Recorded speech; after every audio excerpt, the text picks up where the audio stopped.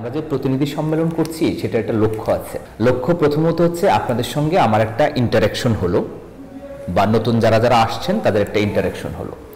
সবচেয়ে বড় লক্ষ্য হচ্ছে এই বার্তাটা দেয়া যে আমাদেরকে কাজ করতে হবে এবং প্রপারলি কাজ করতে হবে। কাজ ছাড়া আমার সঙ্গে বা অফিসের সঙ্গে সম্পর্ক স্থাপনের আপনাদের অন্য কোনো সুযোগ নেই। আর আমাদের তথা নিউজ 24 এর বাংলাদেশের জনগণ এর বাইরে কোনো কমিটমেন্ট নেই। আমরা আপনাদেরকে এই বার্তাটা দিচ্ছি, আপনারা সেই অনুপাতে কাজ করবেন। দেশ ও জাতির বৃহত্তর স্বার্থে আপনাদেরকে কাজ করতে হবে। আমরা কোনো দলের না, কোনো ব্যক্তির না, কোনো গোষ্ঠীর না।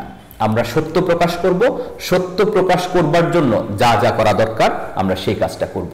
আমি বিশ্বাস করি আমি আপনাদেরকে যে বার্তা দিয়েছি এটা নিয়ে আপনারা মাঠে যাবেন এবং সৎভাবে, সততা, নিষ্ঠার সঙ্গে সত্যিকারের সাংবাদিকতা আপনারা করবেন।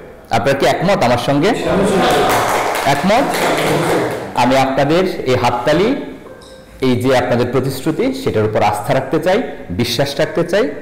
আমি মনে করি যে আপনারা আমার বা এই নিউজ 24 এর বিশ্বাসের প্রতিদান দিবেন কাজের মাধ্যমে।